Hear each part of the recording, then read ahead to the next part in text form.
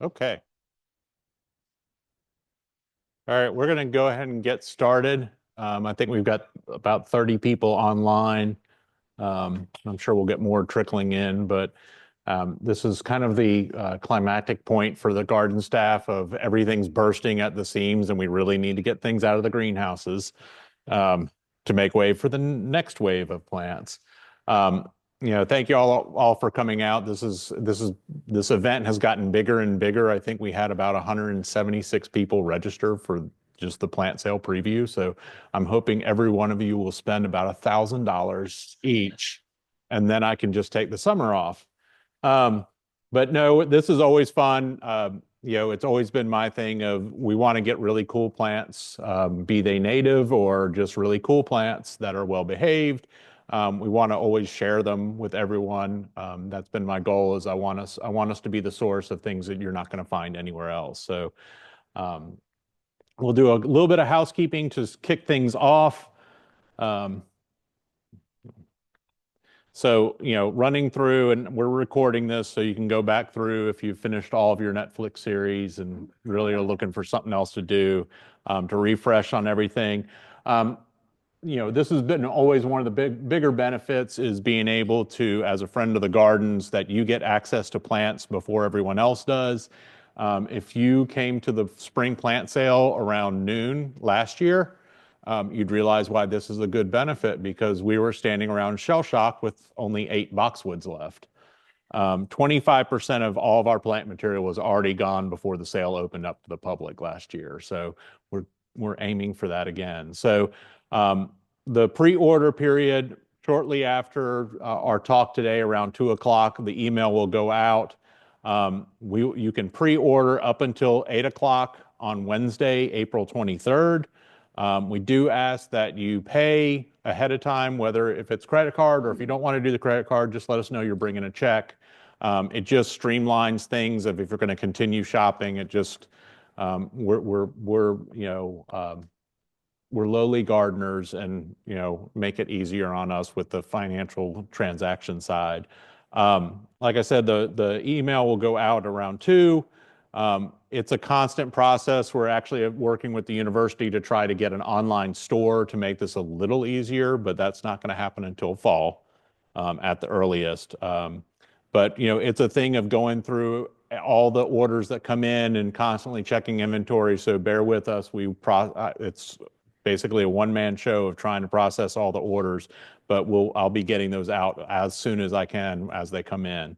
And we will have pickup. We've extended the period this year. It'll be on Friday, April 25th from 8:30 in the morning until 6 p.m. at night. So on your form, you'll be able to kind of give us a rough idea. I mean, we're not going to hold you to showing up at 8:34, something like that.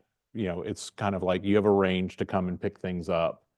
Um, and again, we highly encourage you to continue shopping once you get there and see some more things that you can't live without.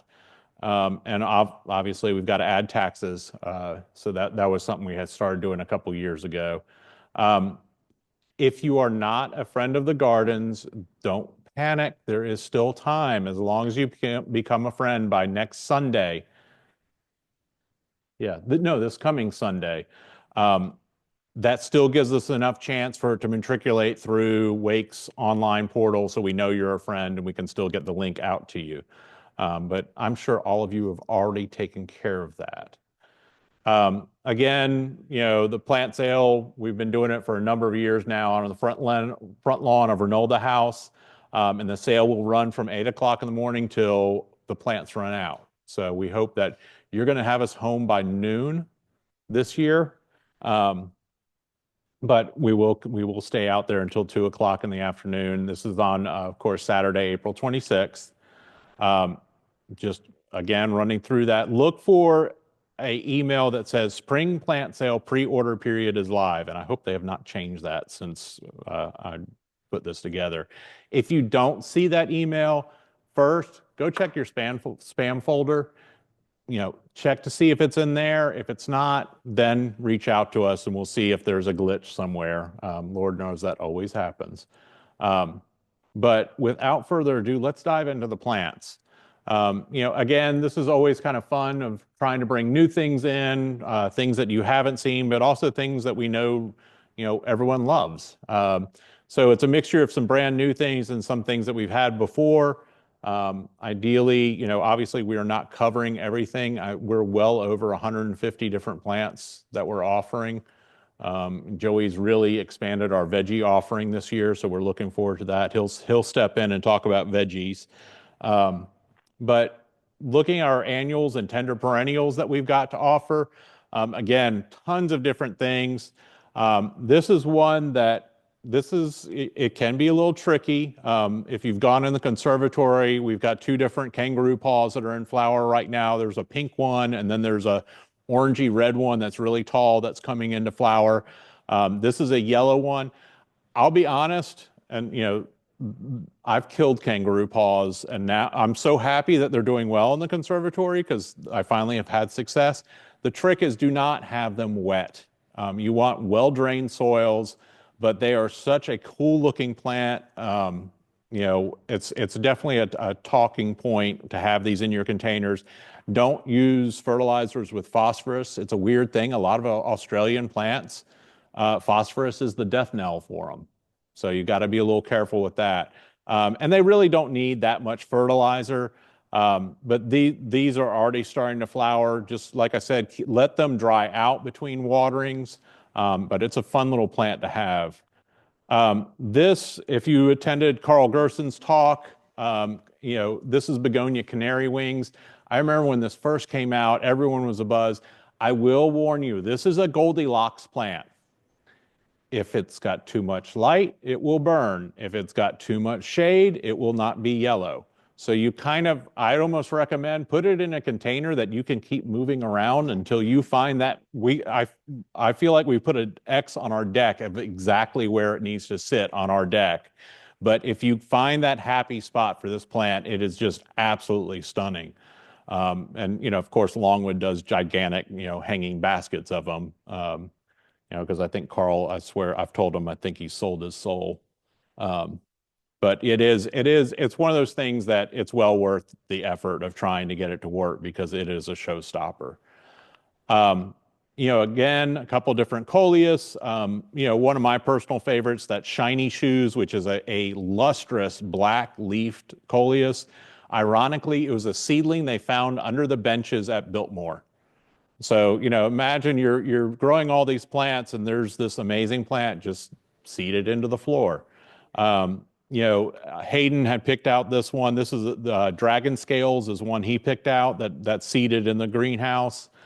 Gaze Delight, that's a fantastic one. I always love playing with the color in those veins, of echoing that off of something else in your containers, of doing that tie-in.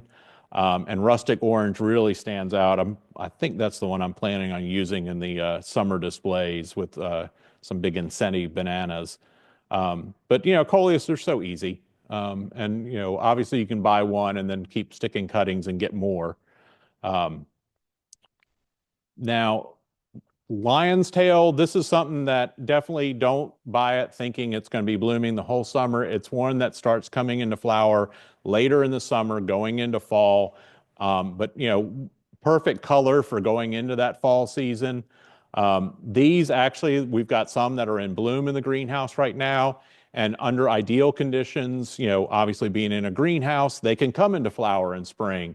They will kind of dip out for a little bit during the early summer, but later summer you'll get these amazing kind of velvety orange flowers. And this one actually can get some serious height to it.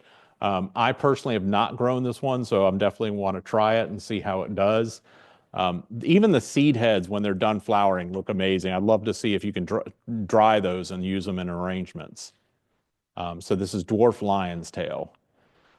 This is a plant that I saw, I think Sam Barr up at University of Maryland used this one year, and I was like, that looks interesting. It looks like a gigantic corn, the way the leaves kind of space themselves out. And this is not a fountain grass for the faint of heart.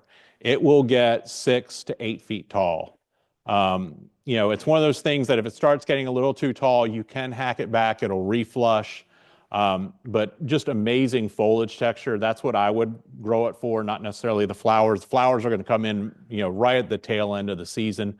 But just the foliage texture and that color in the garden is fantastic. And this one has done well for us. We had that planted with the yellow Tithonia one year. Penta's Stars and Stripes. Penta's we're all familiar with, Egyptian starflower. This is one that Greg Grant had a chance to meet him this spring down in Mobile, Alabama. Amazing, amazing plantsman from Texas, and he's the name behind a lot of really cool plants. But this is one that I've made sure we do not lose because it's you don't even need the flowers. It gives you fantastic foliage color all throughout the summer, but then you throw those red flowers. Hummingbirds love it. Just, like Carl said in his talk, foliage is forever. As my Cajun friend Todd said, the flowers are just lanyap, which is a little something extra. This Plectranthus we used a couple years ago for a couple years. Really nice silver, almost velvety, kind of feels like lamb's ear. Just fantastic color all throughout the summer. You will get flowers at the tail end of summer, but this is, again, one of those things to have a backbone. Silver is just a fantastic color to bounce a lot of different things. We used it with the black this one year. I've seen it used with pink. It's one of those easy to use colors that you can bounce a lot of different things off of. It will get some size to it. I think ours actually got bigger than 2.5 by 2.5. But very easy to care for. Again, just general rule, you want well-drained soils. You don't want wet, soppy soils. That tends to kill things pretty quickly. Another one, as you can tell, foliage really does it for me. This salvia, it's one of our, if you think about the bedding salvias, those are the ones that have been shrunk. The traditional salvia, the variegated scarlet sedge, they get some size. And this one has that nice, brilliant gold variegation to it. And then you throw those red flowers on it. It's hot. It's a really hot color. Again, you look at salvias with those tubular flowers. Hummingbirds love them. Just a fantastic plant to carry throughout the entire summer. And it'll be, midsummer before it starts kicking into full bloom. Porter weeds, we've carried these for a number of years. I'm still tracking down new ones. I think I brought 2 new colors in from Almost Eden. But this is a range of colors. We've got that Durham's Blue Eyes, Mawmaw's Magenta. I would have bought that one just for the name. But these things, it's almost like shark's teeth. As one set of flowers ages out, another one keeps coming in, and it just keeps working its way up the inflorescence. And again, this is one that it's not going to overwhelm you with flowers, but what I love is you have this in your garden, the hummingbirds and butterflies will go to it. It's almost like you plant this to get them. And I love it if you've got kids or grandkids and want them, to see hummingbirds all around or butterflies. This is the plant to do it. They just absolutely adore it. The Stachytarfetta sanguinea, which is more of a dwarf one. The others will tend to get up to about 3 feet high, but fantastic for getting butterflies and hummingbirds. And then Tradescantia, inch plant. This is another plant. You're not going to grow it for flowers. It's for the foliage. This is a good one. Put in containers, let it droop over your containers. Or if you want to put it on the ground, it's just going to act like a ground cover. But just a great backdrop that you can use. Come on in. Going into perennials, this is where, we get a lot of stuff from Walter's Gardens. And Hans Hansen is a longtime friend of ours. He's their plant breeder.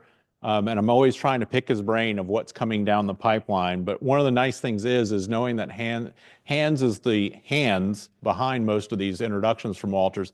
They've been trialed, and he usually trials things at Plant Delights in Raleigh. So that they've been, put through the ringer in North Carolina, not just up in Michigan. So this is one of the yarrows. I do love this one for the color. It's kind of a rusty orange. This one has performed very well for us. After it's done flowering, you can leave the seed heads up, but you can, I tend to sometimes be more of a tidy gardener, so I would cut it back. And sometimes you can get it to reflush and reflower through the summer. This is not one of the tall, towering ones that's going to flop. It only gets about 2 feet high. Um, this we offered, I think, last year, but this agapanthus, this was bred in Michigan, so winter hardiness is not an issue for it. We've put it in the pink and white garden. It's done really well in the pink and white garden. And honestly, agapanthus, it's very weird. There's tons of different cultivars. Some we've had one in my parents' yard that did fantastic. I took it to Raleigh, gave it to Tony Avent. He was doing a whole trial of agapanthus. It didn't do anything in Raleigh. So this is one that we have grown here in the gardens that has done fantastic, gets tons of flowers to it. Um, you know, Unfortunately, the blue form that they had, I think they've had production issues. So we at least got the white again. And again, it's a clump that will just get bigger and bigger every year. You can divide them if you want, but fantastic in the garden. And they're tough. If you dig them up, they've got kind of like roots, almost like a daylily, really thick, fleshy roots. Agastache, the hummingbird bents, these I always get nervous because a lot of them in our summers and the heat and humidity, they will melt out. What's been nice is this is one that I've quickly made a note of because Tony Avent highlighted it's one of the few non-blue ones that lasted through the summer for them. And again, this thing is a pollinator heaven. You look at all those flowers, it flowers pretty much throughout the entire summer. Pollinators will be going nuts over it. Again, having that, it's in the mint family, so it has that fragrant foliage, which deer tend to not go towards. General rule of thumb, if the foliage has a scent, deer tend to stay away from it. I won't say they won't eat it, but they tend to not prefer that. But the Agastaches, this one has been fantastic. Really nice peachy color to it, especially with calyces. It kind of gives you a bicolor effect. Ajuga, I never in my life thought I would be getting excited about Ajuga. I mean, this is, growing in people's lawns. But these are some new ones. Chris Hansen, he used to be with Wayside Gardens for a long time, but he moved up to Michigan and he's been doing a lot of breeding with sedums. Then he started tinkering around with Ajuga, and he has got some amazing forms out there. And they work fantastic as container plants. If you go down in the garden, Jenks, when he designed the new border around the greenhouse, we've used, I think, one called Cordial Canary, which is a wonderful yellow foliage with blue flowers that sweeps through the garden. I think Forrest has incorporated some in the blue and yellow, but these new ones are fantastic. And the flowering that he's getting on these things, he just posted a new pink one that they've got, and he showed a plug that, one of these little 72 cell plugs. Thing was absolutely loaded in flowers. We've got a handful of different ones. I think they're the Feathered Friends series. So he's got all these cutesy names of, falcon, finch, parrot, parakeet. But fantastic, like I said, either in the garden, they aren't as aggressive as some of the old-fashioned ajugas that, will go from your garden bed and then into your lawn and then to the neighbor's lawn. These tend to be much more well-behaved. And what's nice is the colors can change as they go into winter. They'll take on some different tones. But we've got 4 different ones to offer there. We'll probably continue bringing, as he's adding new ones to the lineup, that pink one that he had, I'm really intrigued by, and hopefully we can get a hold of that for next year. But yes, ajugas can be exciting. We've had the ornamental onions. We've had a couple different ones. This is really the one that started the whole craze. It's a fun story behind it. Tony Avent visited a guy that was known as Mr. Onion. He was backyard breeding ornamental onions. And Tony was seeing all these different ones. He goes, well, what one would you recommend? He gave Tony two bulbs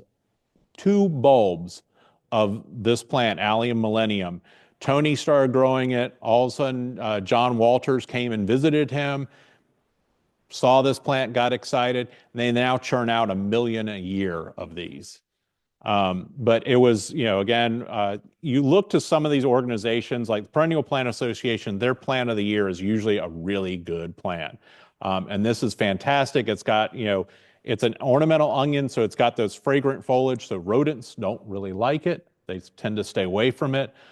Even you can dry the flower heads a little bit. It's just a fantastic bulletproof plant. And Millennium, like I said, was the one that really started it all. Um, our butterfly weed, we do try to offer a couple different ones. This is Hello Yellow, which is just a yellow foliage or yellow flowered clone. There's nothing wrong with it being a cultivar. It's still going to do everything it does. If you go up in the Blue Ridge Parkway, you can find yellow ones in the wild. This is just one that you're getting yellow. Definitely wants well-drained soils, full sun, as much sun as you can give it. It'll be happy. These are always a struggle for us in production because you're taking something that wants to be dry and then it's being watered like everything else. But we're happy to have this one this year. Might try to get the traditional orange for fall. Baptisias. These have, it's funny how certain plant groups have just taken off. We went through the whole Echinacea coneflower craze, the Tiarella phase, the Heuchera phase. Baptisia is the hot item right now. There's traditional Baptisia australis. That's one of the straight species. It tends to be a little bit taller than it is wide. These are definitely plants that put some thought into where you're planting it because you do not want to try to dig it up and move it. We had a Baptisia species collection at the Ralston when I was there, and when we started trying to thin it out and get the seedlings out, I thought I was hitting tree roots. It was the Baptisia roots. They are tough as nails. It's one of the most drought-resistant plants you can find, and when you try to dig one, you will realize why. I was kind of embarrassed that a perennial kicked my butt that day. We started out with Baptisia australis. Then Tony was bringing in a bunch of different species. Then they started crossing them. You had North Carolina Botanic Garden in Chapel Hill introduced 2 different clones, and that just started this whole thing of a lot of breeding happening. American Goldfinch is one that came out of the breeding program between Walters and Plant Delights. Fantastic yellow flowered one. Again, it's going to be about 3 to 3.5 feet high, about 4.5 to 5 feet wide. Again, this is one, put your thought into where you want it to go. But the one that really caught my eye, we would have some yellow foliage seedlings occasionally show up. They were usually kind of weak. But then this one showed up in the catalog and they finally got the holy grail of yellow foliage and the purple flowers. If this thing is for sale on Saturday, I will be shocked. I can already say one is going to my house. But Golden Anniversary, it's got that brilliant gold foliage. It's growing up in the nursery right now and it catches my eye every day, but it actually has those purple flowers. So this is a fantastic one. Like they've been trying to get the color combination right. I think there is a gold foliage one with white flowers, but this is fantastic. I think we will be pulling a couple to possibly go in the blue and yellow garden. Echinaceas, 2 of the ones from Walters that have done well for them, Canary Feathers and Tanager. What's nice is Canary Feathers, some of the different colored ones, as they fade, they don't fade to a flattering color. They get kind of ratty looking. This one does tend to go to a more of a pleasant yellow than anything else. Tanager makes me think of Campbell's tomato soup for some reason, probably because I have not had lunch yet. But these are the single flowered ones, so you can leave the seed heads up. They will seed around your garden. They might not necessarily come back this color. The finches will still eat the seeds. It's not like the double flowered ones where they basically are functionally not doing what they do ecologically. The single flower ones still can provide that role. This is a plant that I was disappointed in all of you that you didn't buy us out in the fall, but this is a little bit of an oxymoron. It's a night blooming daylily. And this is one of the things that someone had pointed out of going, think about when you're home. Are you home during the day? So look at having some of these evening flowering things. And what's nice about this one, not only does it start opening around sunset, um, tall flowers, typically about four, maybe pushing 5 feet in height, but they're fragrant. And you don't find that in a lot of the selections now of daylilies. They kind of bred that out, but this gets kind of a lemony fragrance to it. And it's a daylily. You cannot kill it. Um, it's something, get a couple years, you can divide it out and share, but it's a fantastic plant. I highly recommend, put it near your door. If you come home more towards the evening, perfect place to, plant it so it greets you as you come home. Hostas will always have a couple different hostas. Come on in. Um, there's new ones, like Age of Gold is a brand new, really big yellow golden foliage hosta. Big Daddy is an older one with that kind of corrugated leaf that I think that comes out of begonia or Hosta Siboldiana. Really nice texture to it, but it's a fantastic, blue foliage hosta. Dreamweaver again is another old one, but a good one. I mean, obviously there's tons of hostas out there. We try to mix it up where there's a couple different color forms that you can choose from, but we had to go with this one. Um, Hans is not a short person. Um, this is, and I pulled this quote out of the Plant Delights catalog. When they said it, I kind of tended to believe it because if you go up north to see hostas, they're a different animal than down here because we go visit Adrian's aunt has a garden center and their display garden. The hostas are just gorgeous. I don't. It's the cooler nights. But the fact that this is the largest hosta that Plant Delights has seen, and that's in Raleigh, it does get serious size for us. So, you're talking, a monster of a hosta. And I don't know if this one has fragrance to the flowers or not, but I mean, with foliage like that, I wouldn't be growing it for the flowers. Hellebores, think about how far we've come on hellebores. There's been all these breeding lines that have happened. So, they have the wedding series with Walters. So, Shotgun Wedding, True Love. And I'm trying to remember, it's like the doubles are named in one way and the singles are named in a different way. But because they are seedling strains, they can vary a little bit. But in general, what they've tried to do is get pretty true to what they're selling. So ideally, almost all the ones that are Shotgun Wedding will look like that Picotee. Then there's First Dance, Mother of the Bride, and these doubles tend to not be as seeding around. Definitely the earlier. I'm not letting him know. I'll share the recording. Don't worry, Timothy. We'll post it. But with these, again, you can kind of see up on First Dance, you see a little bit of a color gradation throughout the seedlings, but in general, that's what you're going to get. And we all know, hellebores, they're tough as nails. Deer don't touch them.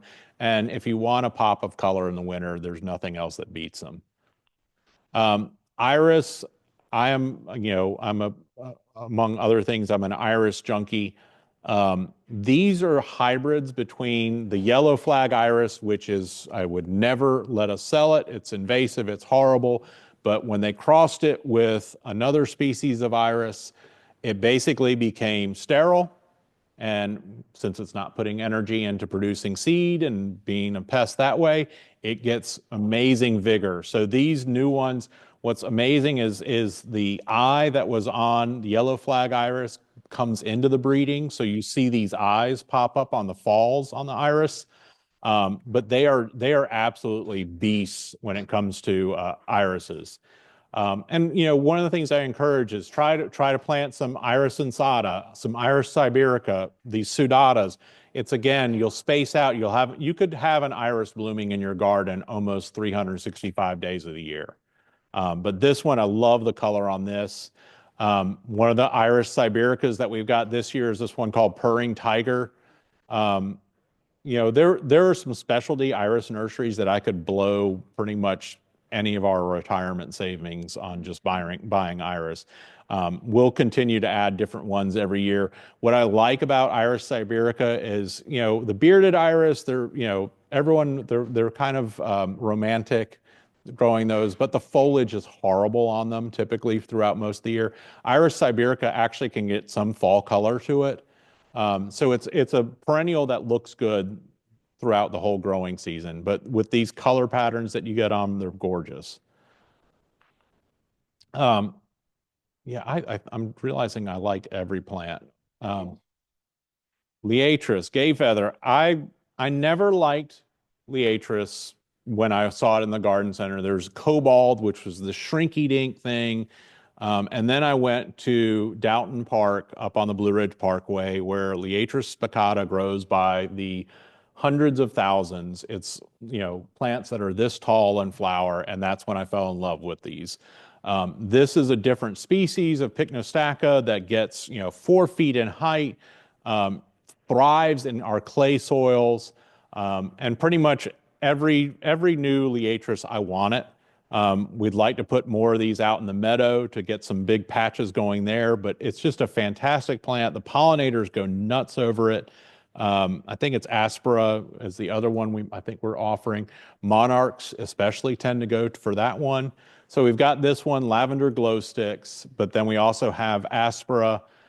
What's interesting about this one, it will flower late, again, this is the importance of diversity in your garden. Get a bunch of different species of Liatris and you can extend it throughout several, you can expand that whole blooming season. This one blooms more at the tail end of all the Liatris, but different from most of the others where they kind of work their way up the stem. This one comes into flower almost all at once, so it's a solid stem of flowers. And again, I've seen this one referenced as being especially loved by monarchs. So rough blazing star. Now, I don't know how many of you have caught on to the trend of these new peonies where they've taken tree peonies and crossed them with the traditional herbaceous peonies. So we get these Edo hybrids, and they are just they're just amazing plants. And this one is the one we put a couple of these in the blue and yellow garden. I kid you not, the flowers are about dinner plate size. On Bartzilla, they're canary yellow. And it's one of those things that the clump just gets better and better every year. And I'm kind of like, I really wish I had looked at the pricing we had on this because they are an absolute steal. I think we've got them for $32. That is the cheapest I have ever seen this offered. So Bartzilla is just, I would redesign a part of your yard around this plant because it is a showstopper. And keep an eye out in the gardens because we planted, if you go in between the tea houses, we've got, on the historic plans, there were supposed to be peonies. Well, I didn't do traditional ones. We've done Ito hybrids, and the vigor out of these things is we've got some that are, this is their second year. They're already monstrous clumps. And the color forms that we're getting on these is just absolutely astounding. We do have a bunch more coming down the pipeline that we've got potted up, might be more for the fall plant sale. One of the nice things about these hybrids is the foliage actually looks good through most of the season. Your traditional peonies, they get the powdery mildew, they start looking rough where we just cut them to the ground because they look so bad. The foliage will actually look good long after they're done flowering. So this one, if it doesn't sell out, I'm going to be really scratching my head. Rudbeckia American Gold Rush. This was perennial plant of the year 2 years ago. You think, okay, it's a black-eyed Susan, but this one doesn't get the leaf spot that a lot of the black-eyed Susan does. It's really nice form. It's a beefy-looking plant. So Rudbeckia Gold Rush. Again, seed heads, you can leave them up. The goldfinches absolutely go crazy over it. Now, Stokes Aster, I don't know how many of you have grown these. I still remember back when I was at NC State, back in the greenhouses, seeing some breeding going on these. And that was, God, 20 years ago, 30 years ago. Well, finally, some of the breeding has been released. So Denny Werner had done some breeding with Stokesia. These are the first two released out of that whole breeding line. And these were bred to be really more stout, heavier flowering. They are just, they're so durable. But it's almost, I wouldn't say it's endangered, but it's not a very widespread plant. Um, it's only known to certain areas, I think mostly in Georgia. But these, if you're looking for long season summer color, both of these will do fantastic for you. Okay, we've got a couple vines. This one is proof that the taxonomist, there's an unwritten rule that the minute they do a name change, it has to be harder to pronounce. It used to be Vigna. I'm not even going to pronounce that. Personally, I think that's something you take penicillin for right there. But this one, these are photos from, we had this growing on the bathroom wall last summer. The fragrance is absolutely amazing on this plant. Get it in full sun, have it as vigorous as possible. We actually got a ton of seed off of it last year. But this, I found this quote that Thomas Jefferson said it was the most beautiful bean in the world.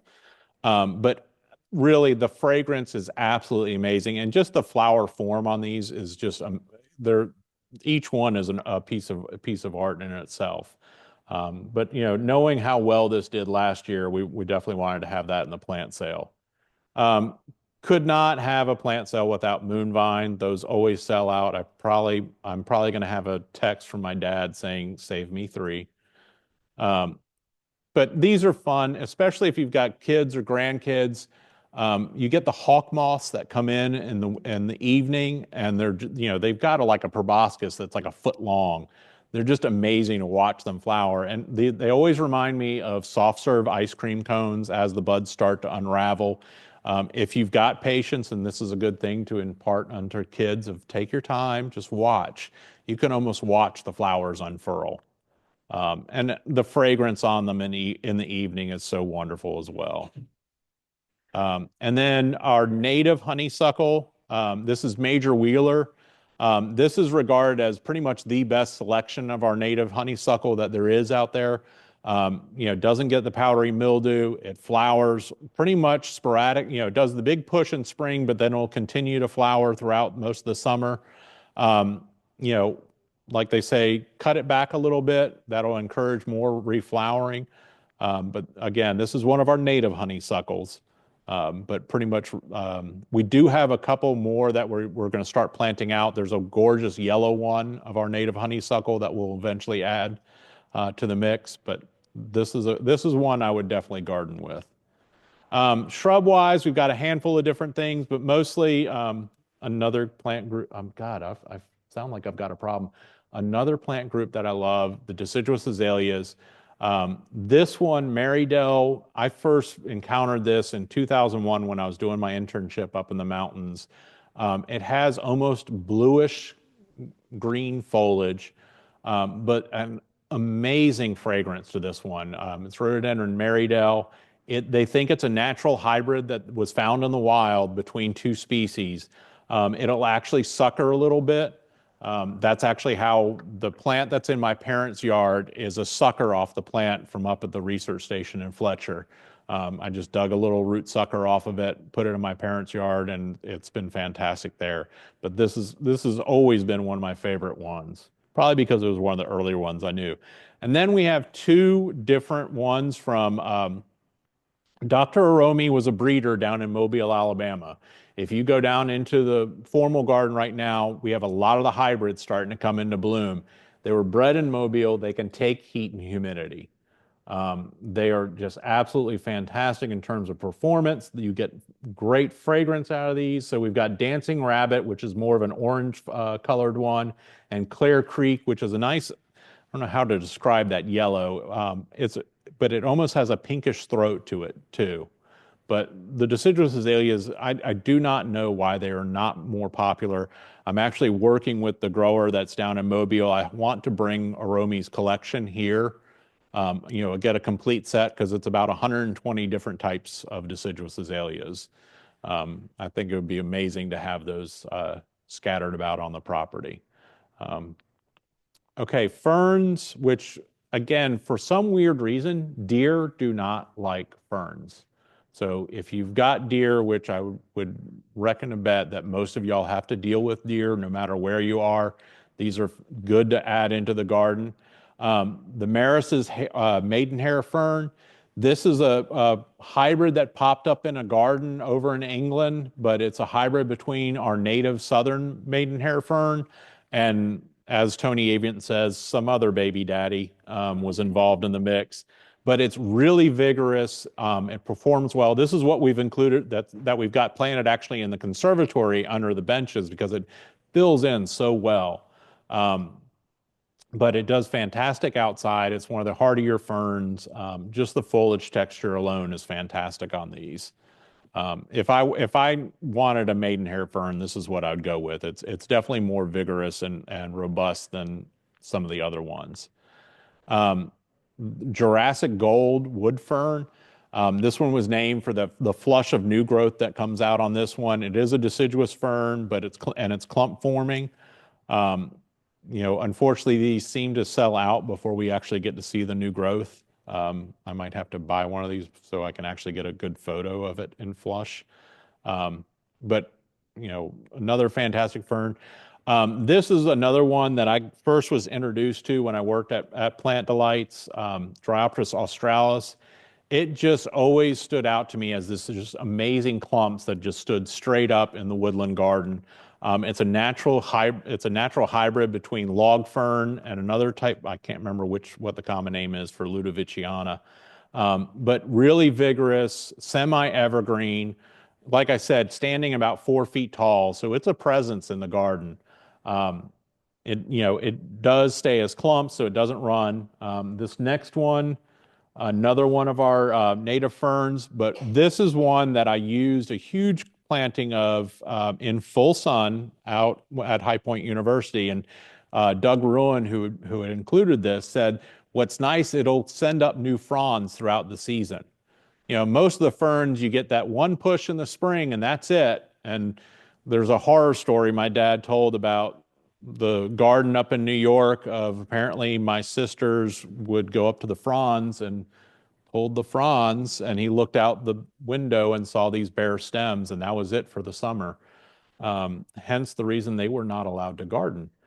Um, but this one will do equally well in sun or shade. It actually will spread. It's not vigorous spreading like it'll take over everything, but I mean, for me, I wouldn't mind a vigorous, fern to take everything over. But again, full sun to shade, keeps putting some fresh fronds out, so it just looks fantastic. It's hands down one of the better ferns out there, and it is native. Um, so good selection of ferns. And now, so you don't get tired of me, I'm going to turn this over to Joey, Mr. Pepper, to talk about a lot of the veggies and herbs he has. Dr. Pepper. Okay. No. All right. So we have expanded our vegetable selection this year, which is very exciting because a lot of this I grow in the garden, and it's exciting just to share it with you all and have you grow it in your garden. Start off with tomatoes. This is a super sweet 100 classic cherry tomato. It's got that beautiful gradient color. Last year I was on an 8-foot ladder, still reaching up 2 more feet, trying to harvest these tomatoes so they grow fast. They yield a lot. And again, the perfect cherry tomato, I believe. Just, walk by it, pick one. It's perfect for that. The most popular tomato, I believe we have Sun Gold, beautiful orange, sweet tart flavor, cherry tomato. So you'll need to find something for it to grow on.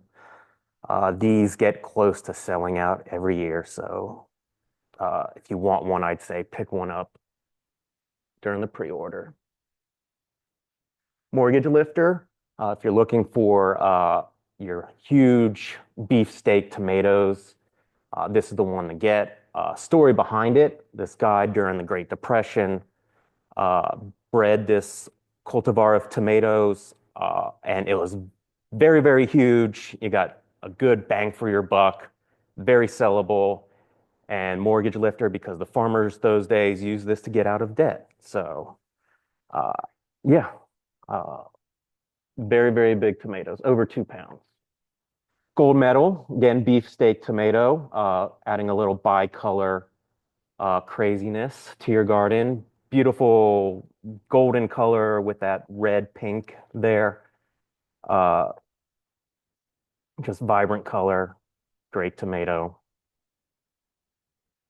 And this is kind of what we'll have, the cherries, beefsteak, got your classic heirloom in there like the Cherokee Purple, the Brandywine, and we've got a paste tomato for all your tomato paste, canning, stuff like that for the Amish.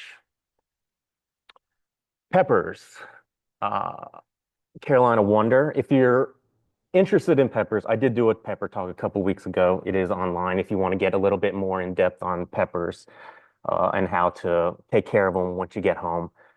Carolina Wonder, classic sweet pepper, bell pepper variety. Last year, I think it was the week of our summer camp, third day dealing with kids, come back to the garden. I see two like 10-gallon buckets filled with these huge green bell peppers. And I'm like, where did these come from? And I was really, really confused. Apparently, a volunteer picked them from, harvest them to go to Hope from about the dozen of Carolina Wonder plants we had. And I was just absolutely amazed about like the size and the color of them. They look like the best green peppers you find at a farmer's market, whatever. So uh, I recommend this very, very much if you're looking for that bell pepper experience. Lipstick pepper, this has been grown in the garden in the past, but last year was the first year I grew it. Looks like it's got that vibrant red, looks like some lipstick. Uh, Last year, saw it, it ripened to red. I picked it off, took a bite, probably the sweetest pepper I have ever tasted. Decent size, so I recommend that one as well. Kind of like the sun gold, this is probably the most popular pepper. It's the orange lunchbox pepper, very sweet. That beautiful orange color is on it. You can grow it in a container, eat it straight off, or do whatever you want with it. Um, yeah, just a very good, solid growing snack pepper. Chocolate Beauty, back to the bell peppers. Uh, these are kind of like your standard bell peppers, just it's got this beautiful color on it. It will be a little bit more intense with the sweet flavor. Jalapenos, doing the big guy jalapenos, getting your bang for the buck. Uh, Big jalapeno peppers to do perfect for stuffing, nachos, whatever you do jalapeno peppers for. Uh, you really get your money's worth with this one. And we have all of our sweet and our hot and the wild card, the shishito pepper. Uh, it has a little bit of a mild heat to it, but 1 out of every 10 is super hot. So take your chances with that if you want to get a little crazy. So for the first time since I've been here, we're going to start selling some squash zucchini. A couple years ago, through a friend, she turned me on to this Italian heirloom zucchini, the Costado Romanesco. What I like about this, apart from it looks beautiful, is that usually when you have your zucchinis, they get 12 inches long, they're going in the zucchini bread. Not this one. You see it, it's 12 inches long. That's when it's ripe and mature. So you get a lot of zucchini out of this plant right here. Same thing for the long white of Palermo, different color. Again, let it grow to that 12 to 15 inches. It's still going to be uh, perfectly to eat or whatever. Don't have to throw it into the zucchini bread unless you want to. It's not going to be hard and tough. And it's just got some of that great traditional zucchini flavor to it. And we do have some summer squash. We're doing Zephyr. It's got that beautiful coloring on it with the green, the light green blossom ends. And it is very high yielding, so you will get a lot of your yellow summer squash out of this. Pumpkins. This is another big hit. Sometimes you'll see it in the garden. Sometimes you won't after the weekend. People, this is one of the top ones that people love to take on their own from the garden. The moonshine pumpkin, a beautiful medium, small, medium-sized white pumpkin, perfect for carving. If you get it out in the garden, probably like June-ish, mid-June, it will be perfect for your Halloween time decorating. Cucumbers, we'll have a couple, but this one is another popular one, along with like sun gold and the lunchbox peppers. These are salt and pepper. They're great for pickling or just eating however you want, but it's got that really cool white skin, black little spines on it, and you get a lot out of each plant. And this is great for growing up a trellis or just letting it spread in a wide open area. Beans, you might notice this. We grow this on our super mega tunnel that we have. It is very wild growing. It's lush. It's got these beautiful flowers on it, and then the beans have this beautiful purple streaks on them, kind of like a rattlesnake, I guess. I don't know. But again, school groups love. I take them through there. They pick one off. They taste it, and it's just a really, really good flavor just right off the plant. Okay, now into basils. We've expanded our basil selection. This is your classic Thai basil. It's got that licorice type taste flavor profile to it that's in your uh, Thai foods. This one's like your sweet Thai, except it grows upward in a column or a tower. It's got beautiful leaves. It's got a beautiful stem on it, and it's just really, really cool looking to get into a small space just because it grows upright. Lime basil, it one of my favorites. It's got that lime, that sweet, zesty, citrus smell, taste to it, perfect for fish or whatever you just want to add that citrus taste to. We also have a lemon one that will sell right along with it. So you can do lemon lime uh, kind of combinations. Cinnamon basil. I hate cinnamon, but I love this basil. It's got it's really weird because I'm thinking cinnamon, it's sweet, but then the basil I want to do it in something savory. So for a while I was like, what would I even use this for if I wanted to use it in something? But it's great to add that cinnamon like spark into desserts, teas, soups. And it also has these beautiful flowers that it will produce that also have a touch of like that cinnamon flavor to it. Kapoor Tulsi, it's also known as holy basil. It's got a little bit of spice to it with hints of coffee and chocolate. It is made into tea a whole lot. It's got medicinal purposes, but I'm not a doctor yet, so don't don't take my word for it. But it is it helps with like muscle pain, stuff like that. But again, looking for like an herbal tea, this is perfect for it. And then, excuse me, we have the amethyst improved.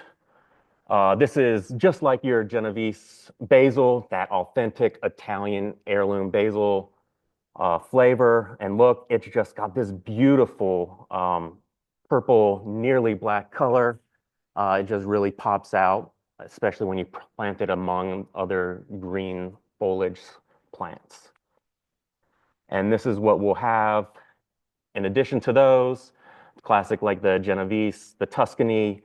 It's that lettuce leaf basil down there. We got a boxwood that kind of looks meatballish, the meatball boxwood look. And then we've got the Thai if you're looking for that spicy licorice type flavor. And that's it.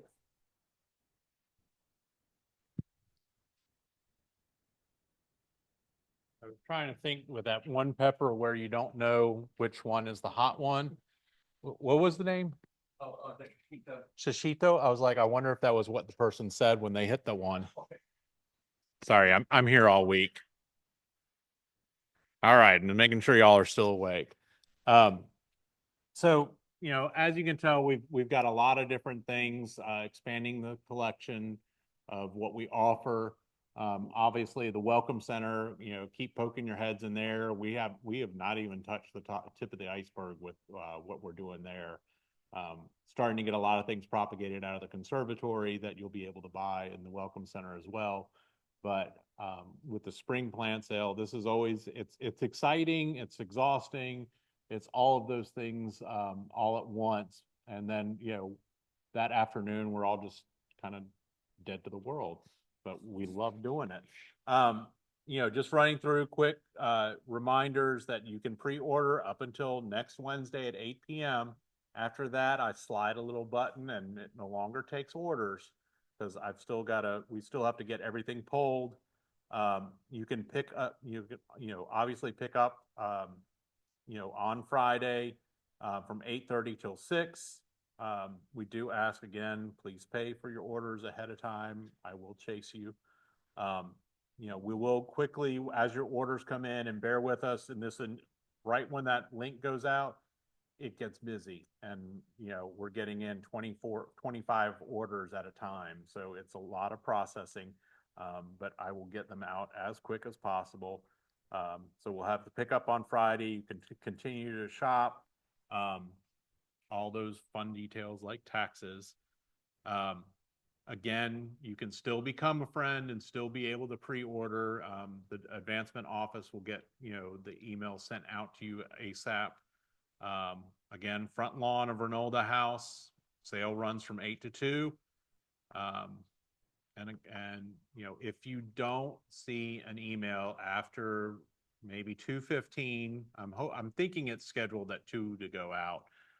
Check your spam just to make sure it's not hiding there. If you still don't see it, let us know. We'll make sure you get the link.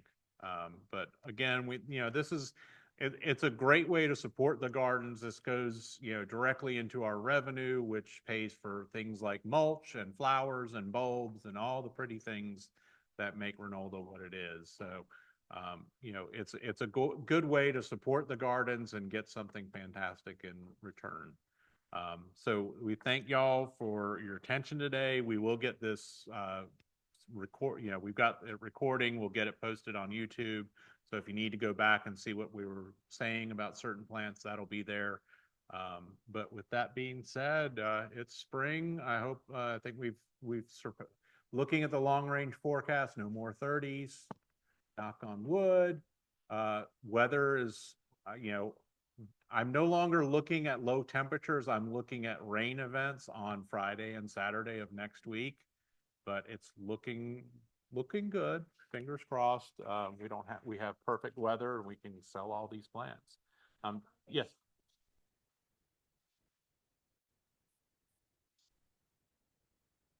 We will get that fixed. I got reminded to save my presentation as I'm going through because I was pretty much done and went to go do grocery shopping, and my computer restarted in the middle of that and it didn't save. So yeah. So again, the plant sale is Saturday, April 26th. The pre-order will cut off next Wednesday at 8 p.m. if you've got any question on the dates, just ask for clarification. But yeah, I thought I ran through and got all those fixed, but evidently not. Huh? Yeah. So if you've got questions, reach out and we'll try to get those answered. Thank y'all.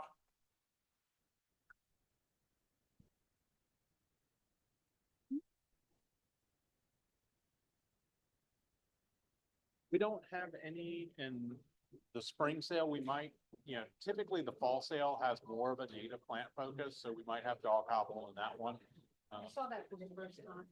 It looks great. Yeah, it's a great evergreen for shady areas. Good. You can go right online and do it.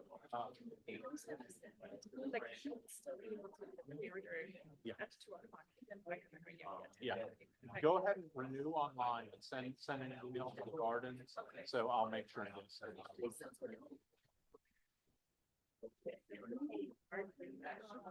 Yeah, the AHS. Yes. That's the thing, right? Yeah. Yeah. In order to access the Reach out and we can get one. Yeah, and then I'll the development people. You're welcome.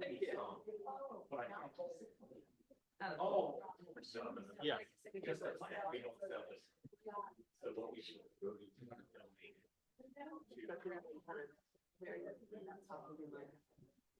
The hostas, the ferns, I'm trying to think, we've got some tiarella in the plant.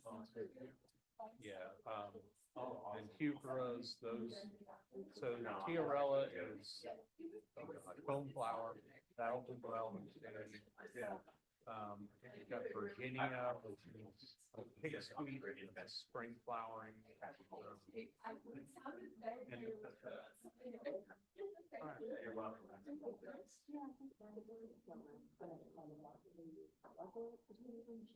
Yeah, the pulmonaria, lungwort.